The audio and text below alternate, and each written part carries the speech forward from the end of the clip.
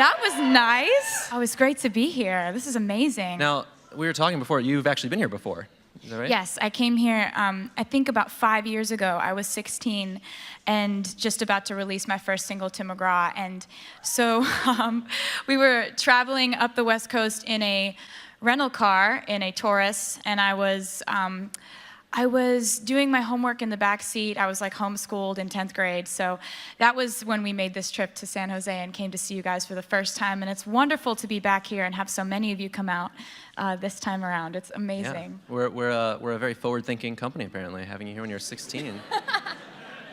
So I want to thank you for being here, first of all, from all of us. This is really an honor and a treat. Now, you're in the middle of your tour for Speak Now.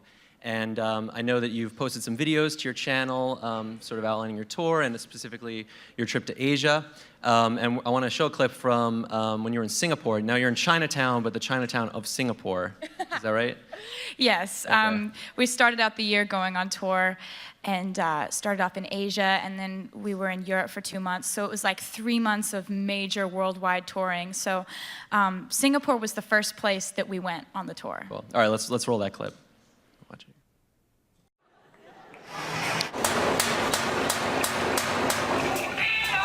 They're everywhere.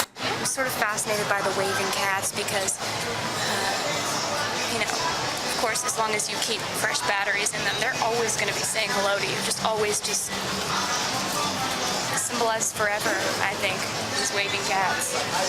What's better than a cat that's just always like, hey? There's nothing better than that.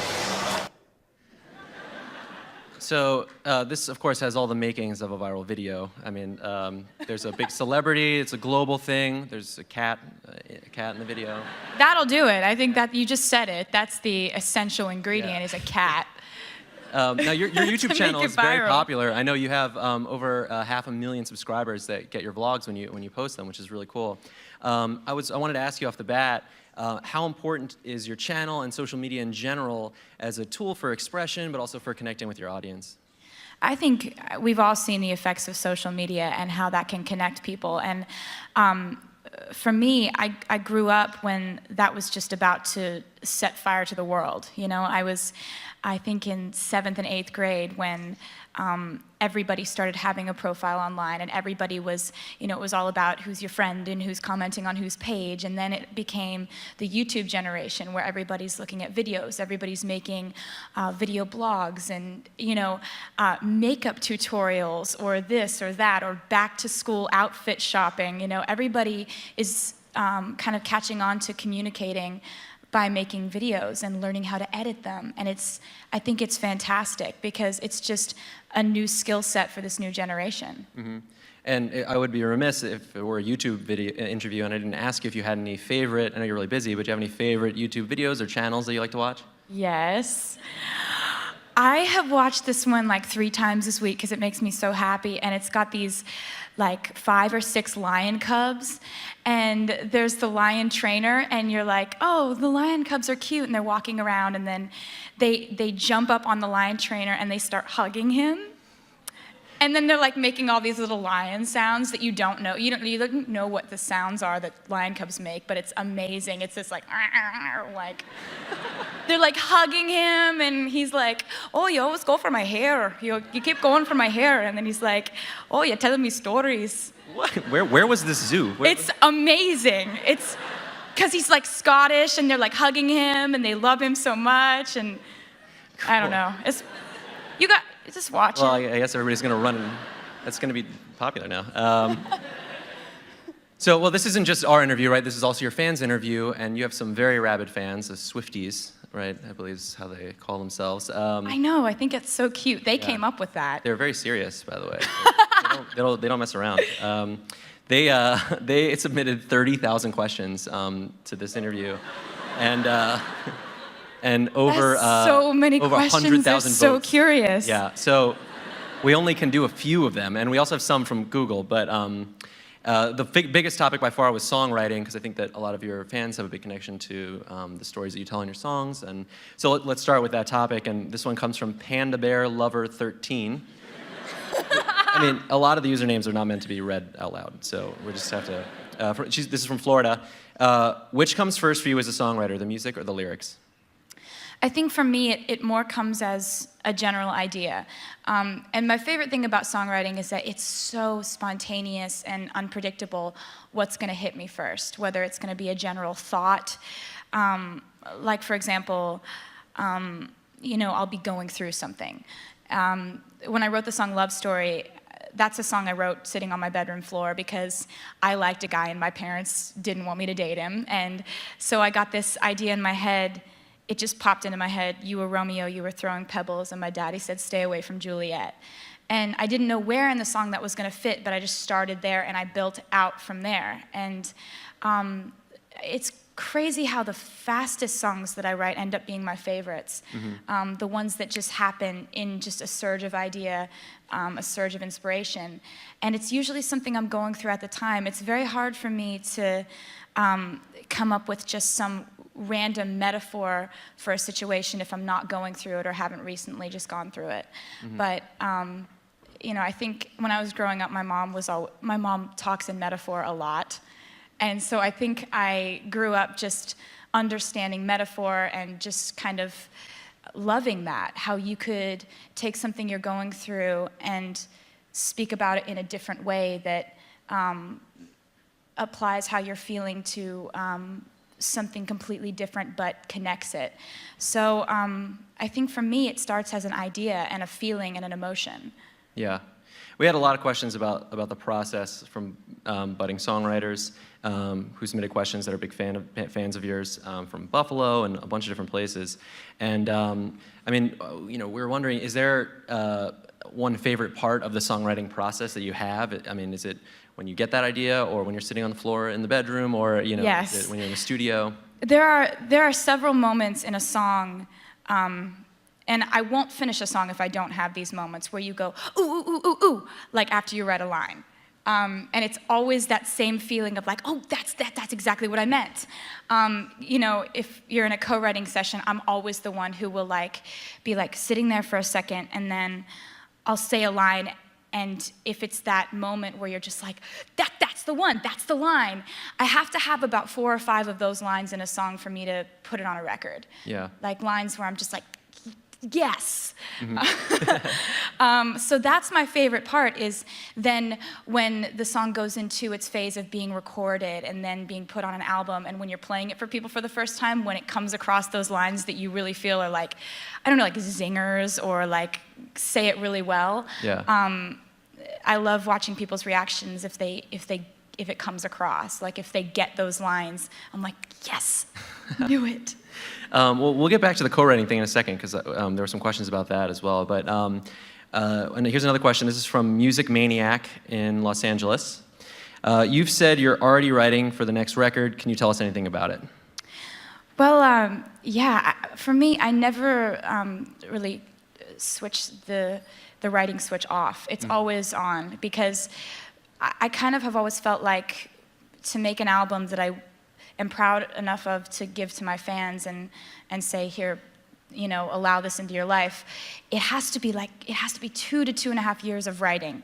And that way you have your best stuff, because I'm so tough on myself. I drive myself insane writing records and albums, because it's like I'll write 40 to 50 songs and then 13 or 14 make it. That's a lot of paring it down and making sure you're getting to the best stuff. Yeah. So for me, it takes a while, and I've been writing ever since I stopped writing the last album. And there's been a lot that's happened, and I never really talk about my personal life, but I write about it. Yeah. So that's basically what the album is about, as always. Yeah. The unreleased thing was something that came up a lot, and one of the top voted questions was about, would you ever make a CD of your unreleased songs? This is from Tay Swift Fearless in Missouri. But, I mean, what happens to those songs that don't make it to the album? And, would you ever release some of the songs you wrote, especially when you were younger, like 14, 15?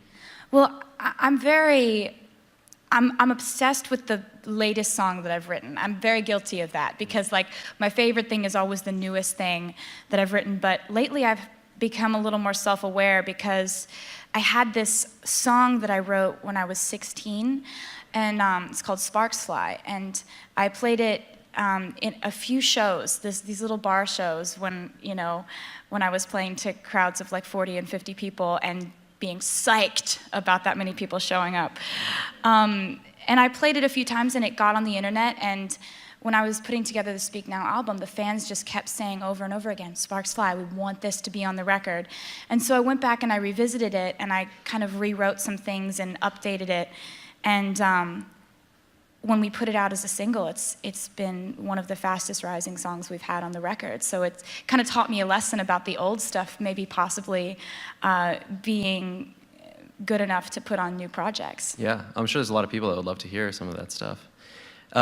Let's move on to some of the released songs. This is a question from Cookie13 Cupcake. This is in the United Kingdom. This is going to be a long one. All right, so out of all your released songs, which song took the longest to write?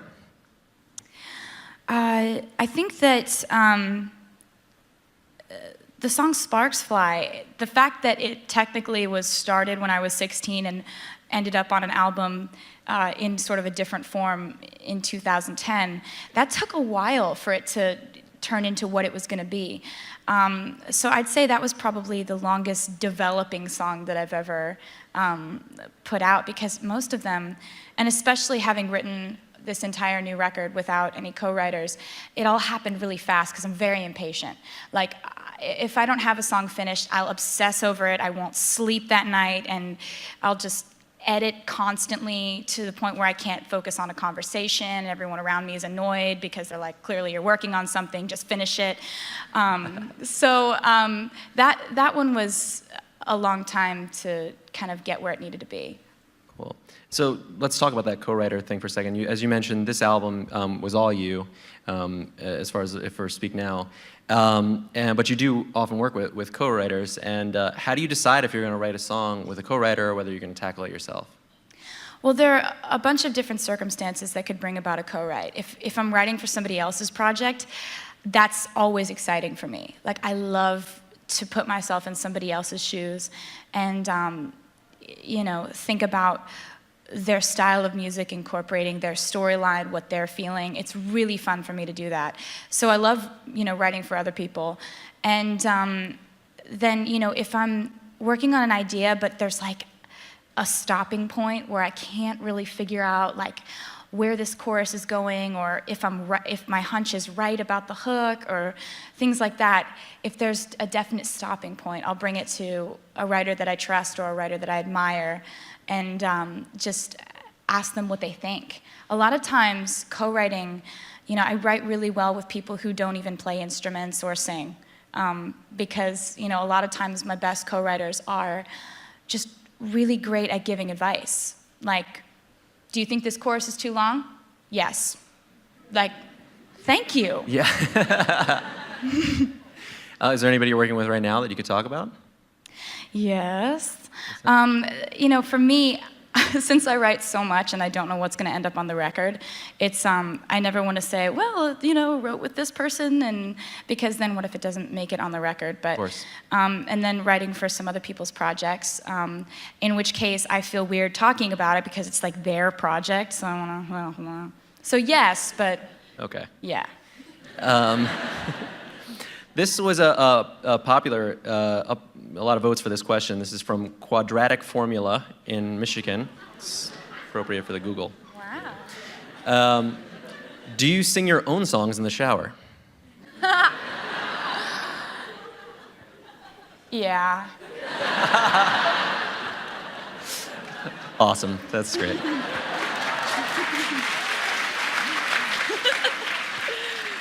Do you have like any sort of favorite place for writing songs?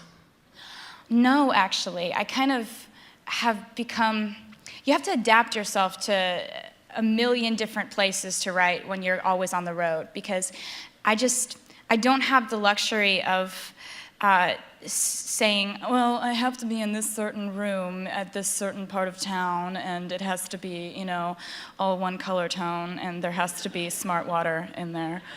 It's just, you're never, ever anywhere for more than 2.5 seconds. So, I've written songs in airport bathrooms on paper towels. I've written songs. What song was on a bathroom towel at one point? Oh, it hasn't come out yet. Oh, okay. In the bus bunk, you'll wake up in the middle of the night and you'll have this idea, and then so you write it and you're up at 4 a.m. or, I get awakened by song ideas all the time. And it's like I wake up and I'm just like, oh, great. Because I know I won't remember it in the morning, so you have to record it, and then it's this whole thing where you check your phone and it's like mumbling and you don't understand. You thought it was great at the time.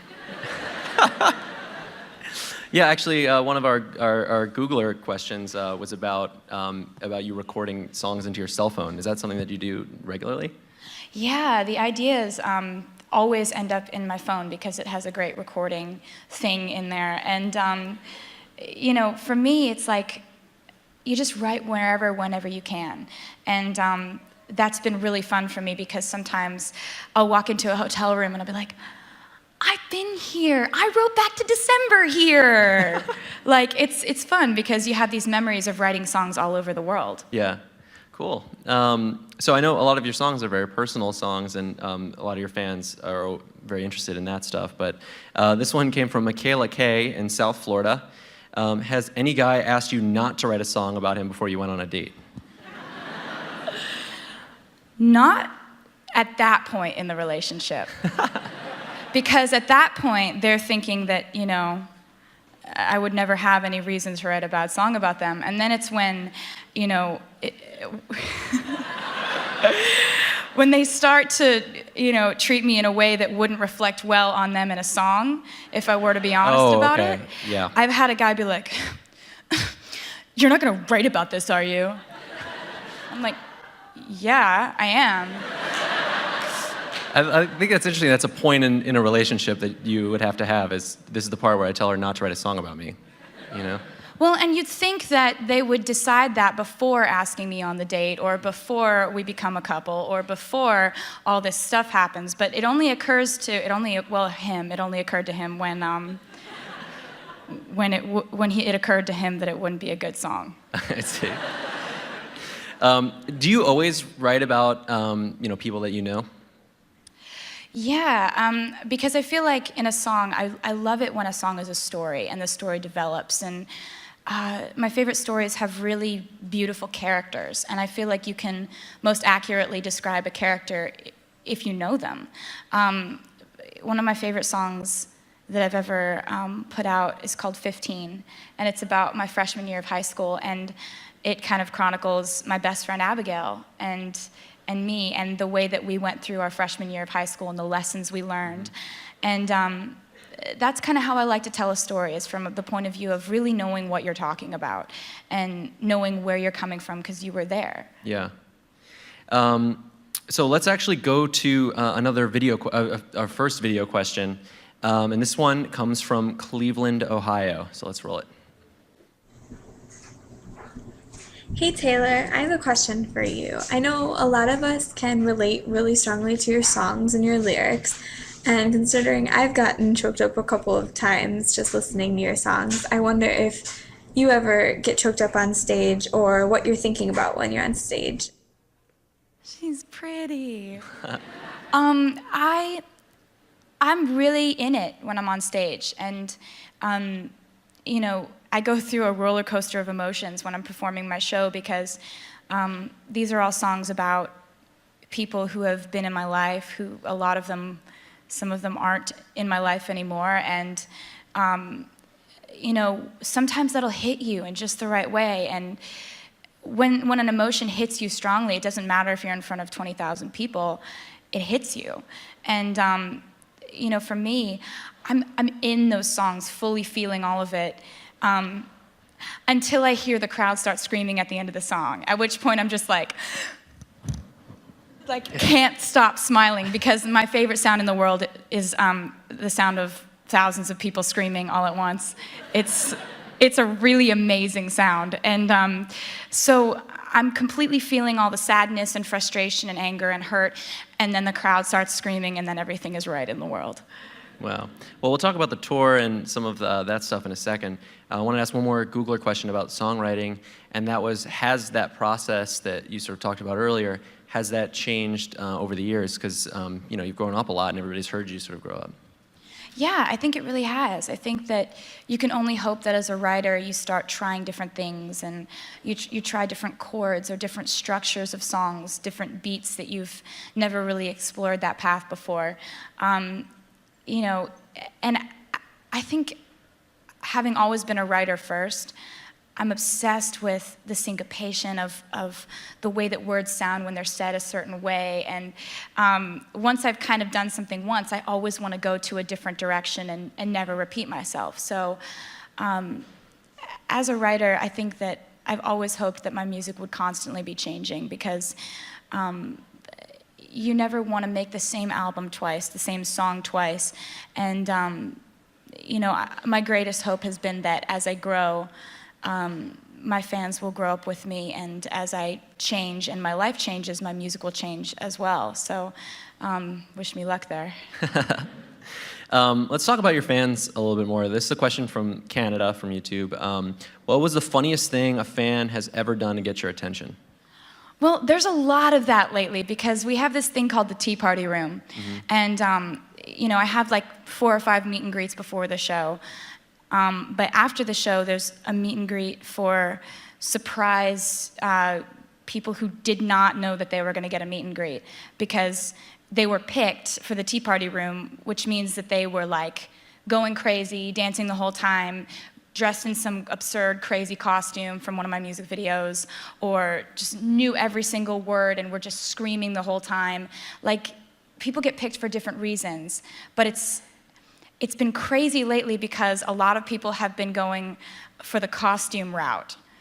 Really? So we'll look out, and like, my guitar player will like lean over to me and be like, "That girl is dressed like a chicken." And I'm trying to find the meaning. I don't know why, but we'll look out and there's like a Santa Claus. And these are just, or that like person had a Santa Claus people outfit? who've like duct taped their entire body in neon duct tape. Or people who have just like made giant cupcakes around themselves, and they're this big. Or people who have like dressed up from the Mean video or something like that. But then there's just these ones where like the girl's dressed as like, there's like a clown and a starfish. And we're like, I don't know why, but I love it. And so there's been a lot of costume stuff going on lately on the tour. So if you look around and you see someone dressed up as a giant cow and you don't know why, we don't know why either, but it's welcome. Now, this is I Love Swift 1 from Toronto, another Canada question. Has a fan ever made you cry? Yeah, for me, like, it's never gonna be okay no matter how many times I see little kids with cancer. Like, there's at no point do you ever become accustomed to it. At no point do you ever just brush it off and say, oh, well, there's another kid who's dying. And over the years, I've toured in these places, and you see like a little girl who come through, and she's like so full of life, but she's lost her hair. And then you come through a year later, and you're like, hey, Lexi, how are you doing? She's like, I'm doing good. And then her parents update you, and then you come by like a year and a half later, and she's not there. So it's... Yeah. Yeah. You have all these fans all over the world of all different ages and types. And, when you were young, did you think there would be any other career paths that you were going to take that you might not have ended up in this way? Yeah, I mean, ever since I was a little kid, ever since I was like 8 years old, my dad has been telling me to save my money or invest in utilities. What? And because my dad is a stockbroker, and he lives and breathes it. I mean, he's like, my dad is so passionate about what he does in the way that I'm passionate about music. This guy lives for being a stockbroker. That is his thing. And anybody who talks to him, he'll talk about me for the first 5 minutes, and then it's like, well, say, what are you investing in? Like, and I mean, it's just like he loves it. And so I thought, like I didn't know what a stockbroker was when I was 8, but I would just tell everybody that's what I was going to be. Like, it would be at like, first day of school, and they're like, so what do you guys want to be when you grow up? And everybody's like, I want to be an astronaut, or like, I want to be a ballerina. I'm like, I'm going to be a financial advisor. And I don't know. I love my dad so much because he's so gung-ho for his job. And I just saw how happy it made him, and I just thought, like, I can broke stocks. Like Taylor Swift, commodities trader. All right, let's talk about music videos for a second. There's a lot of questions about your music videos. As I mentioned before, the music videos that you have on YouTube have been seen over 500 million times. What was your favorite music video to make and why? That's from Sophie Carey in London. my favorite music video to make. Okay, well, I loved making the video for Mine because it dealt with this whole storyline, and it's like got flashbacks and flash forwards, and there were also a bunch of little kids on the set, and they're so fun. They make it so much fun because there's a lot of sitting around and waiting on sets, and we were in Maine, so we're sitting around and waiting on a beach, and so all of a sudden you're just playing with like 10 kids, and they're like wrestling with each other and throwing sand and like playing catch, and it just makes the whole thing much more fun. Mm-hmm. So I think that was my favorite one to make. Yeah. Were there any cool locations or anything from any of those videos? Well, yeah, we went to Kennebunkport, Maine, which was this little town that I've always dreamed of going to, and so shooting a video there was amazing. It's this little coastal town, and it was really awesome. I loved it. Yeah. So let's talk about the tour for a second. You're in the middle of the Speak Now tour, and very famously, you've had some really cool surprise duets that you've done, and you also do some very classic, you do covers of some classic songs all the time, pretty much every night. How do you choose what covers you'll end up doing in any particular concert? Well, I go online and I just kind of Google like what people, what famous musicians are from a certain area, and I just pick my favorites because, you know, I've loved so many different kinds of music, and I've never really been genre specific as far as what I listen to.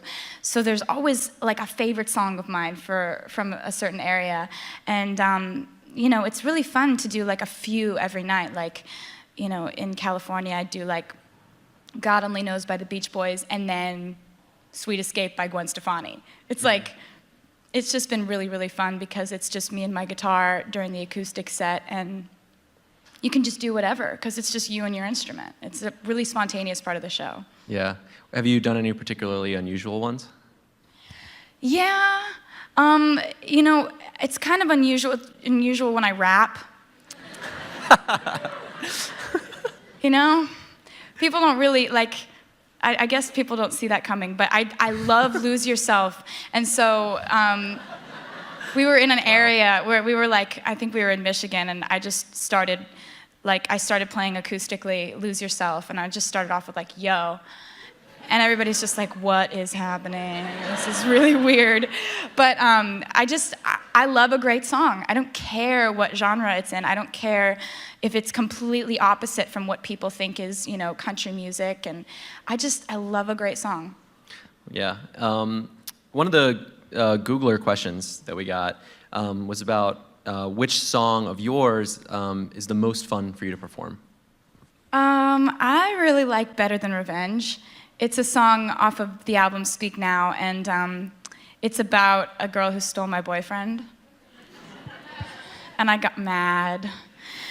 And I wrote a song about it. And we do this, like, it's just furious and angry and fun, and like we have this gigantic bridge that drops down from the ceiling, and me and my two backup singers are on the bridge just like throwing our hair around and headbanging, and so that's a really fun one to do. And for me, they're all really, I think Dear John has a fun payoff. Yeah. If you go see the show, I really love singing that because in the end it's got this, you know, pyro-filled payoff in the end. Would you say those are two of the songs that get the crowd going the most, or are there other ones? I'd say, you know, you got to come to a show because the crowds are really kind of steadily ear-piercingly loud throughout the whole show. They're amazing. Like, it's really hard to gauge, like, which is the moment that they're the loudest, because they're just really, really loud all the time. Here's a funny question. This is from Allie Law in Dunlap, Tennessee. You seem like the kind of person that would name their guitars. Do you name your guitars, and what are their names? I do seem like that kind of person, but I haven't done it yet. I kind of think back on the situations when I got them, like when I fell in love with that particular guitar. Like, there's one of my guitars, it's an acoustic, and it's blue, and it's got koi fish swimming up the neck. And like inlays. It's just beautiful. And it was, Bob Taylor sent it to me for my 18th birthday. Oh, wow. So I remember the first time I like opened up this guitar case and I'm just like, oh, there's fish on the guitar. It's like this gorgeous guitar. And so that's what I remember about that. And then there's this sparkly guitar that I play that has hundreds of tiny little crystals on it. And it looks like we had it specially made, but really we just glued them on. Oh, really? Yeah. And sometimes little ones fall off, and so we'll have to super glue more on with tweezers. So that's always what cracks me up about that, because it's like, everyone's like, where did you have your guitar specially made? I'm like, super glue. Like. How many guitars do you use in a show? How many of those do you go through? Okay, well, that was a weird sound I just made. That was weird, sorry. The first one is electric. The second one is acoustic koa. Then there's the 12-string. Then there's the blue koi fish one. And then there's, I think 4 or 5. Yeah, wow. And then there's a ukulele and a banjo. Of course. And banjo. a piano. Yeah. Obviously, you're on tour a lot, and that's where you spend a lot of your time. But there were a lot of questions about what you do when you're not performing and you're in between gigs, besides writing songs like you do. And so, I guess first question: are there any movies that you like to watch while you're on tour? I watch a lot of TV, like a lot of TV. And my favorites are like the crime shows, where it starts out and you can't miss the first scene, or else you miss like the discovery of this crime scene, and then the like twists and turns of it all. I love CSI, Law and Order SVU, Without a Trace, NCIS, Lock Up Raw. Like. Wow. I just am really afraid of Lock getting Up? in trouble. You have no idea. All right, so that's who watched his Lock Up. It's Taylor Swift, actually. Yeah. That's awesome. Oh, no. But also, one of the questions that we got was about what books that you read in your free time. Oh, mostly history. I'm obsessed with other time periods, and like I'm always looking up museums or like the Historical Society, or like historical landmarks that we can go to in a particular city where we are. And recently I've been reading a lot of books on like John Adams and Abraham Lincoln, and I read this like 750-page book called The Kennedy Women, and it dates back to like the lineage of the first Kennedy woman who came across from Ireland on the boat in like the 1860s, and it's just this crazy, interesting read. So that's what I've been reading lately. I'm sort of obsessed with history. Yeah. Well, let's talk about books for a second. One of the questions that we got actually from one of the future Googlers in the audience was that about how you wrote a novel when you were 11 years old. I was 14. No, wait. You were younger? I was like 13, I think. 13? Yeah, but I did. I have a lot of different epiphanies. I always have different ideas as to like, ooh, this would be a good idea. And one summer I was at the shore. We used to spend our summers in Stone Harbor, New Jersey, and all my friends were back in Pennsylvania, and so I had nothing to do. And so I had this epiphany: I'm going to be a novelist, and I'm going to write novels, and that's going to be my career path.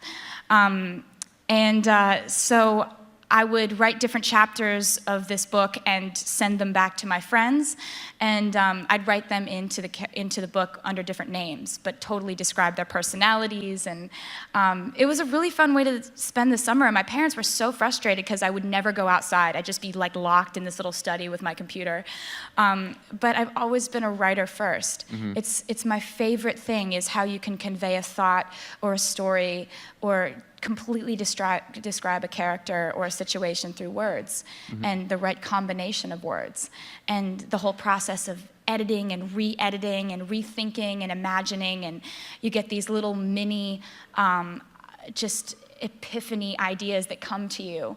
And I think that that's what I loved about writing the novel, and it's what I love about poetry, and it's what I love about songwriting. Yeah. While we're on this topic of things you do while you're on tour and stuff, we had a lot of questions about what it is that you like to do when you're on tour and you're not performing. Is there any other things that you like to spend your time doing? What I love to do, you know, I watch a lot of TV. Right. Crime shows. Yeah, crime shows. That's pretty much the hobby list. So we have another question from a Googler here. It says, as a father of a teenage daughter, it's great to see that solid songwriting and hard work can get recognized. Do you have any advice for young aspiring musicians? Absolutely. I think that you have to love it more than anything else, and you have to love it for so many more reasons other than your idea of what the end result could be. Like, you don't make an album so that you can get a platinum record to hang on your wall. Right. And you don't go on tour so that you can hang the sold-out plaques up in, you know, your bedroom. It's like, it's so many little stepping stones, and so many people have this idea that it's like, you get discovered, and then you get the record deal, and then you record the song, and then the song goes #1, and then, you know, and it's like, it's never like that. Like, very rarely is it like one thing leads to another, which leads to another end result. It's so many dead ends and switching directions and going back and replanning and rethinking, and so many interviews and strategy meetings and management meetings and PR meetings, and so many things that are so outside of music that you have to love music so much that just your hour and a half to 2 hours on stage every night is worth everything else that you're going to go through. And also, I would say play your own instrument because it's easier than dragging around like a karaoke machine. You know, like when you're starting out, you have to provide your own background music, and it's just so much easier to play your own instrument. Okay, cool. All right, so we have one last question. This is a video question, another video question, and it comes from Chicago, Illinois. It's a little bit different than some of the questions we've been talking about. So let's roll that. Hey Taylor, it's Nick. I have a question for you. What does being beautiful mean to you? I mean, define your definition of beauty. What beauty means in your eyes, and why? Oh, I love him. I think for me, beauty is sincerity. I think that there are so many different ways that someone can be beautiful. You know, someone's so funny that it makes them beautiful no matter how they look because they're sincere in it. Or somebody's like really emotional and like moody and thoughtful and stoic, but that makes them beautiful because that's sincerely who they are. Or you look out into the crowd and you see someone so happy that they're smiling from ear to ear, and that sincerity comes through. I think that's what makes somebody beautiful. And I've never felt like there's just one way to be beautiful, you know, tall or short, straight hair or curly or whatever. Some people have their definitions of their types. You know, for me, I think that when I meet someone and there's that magical thing about them that makes them unforgettable, it's that they're sincere and honest in whoever they are. Be that funny, happy, sad, you know, going through a rough time, sarcastic. I think that these personality traits that come through when somebody is really sincere is what makes them beautiful. Cool, I think that's a great note to end this on. Since this is a YouTube interview, there's this sort of a tradition that we have where are they? Oh, there they are. So it's honorary for me to give you a pair of the YouTube tube socks. Thank you.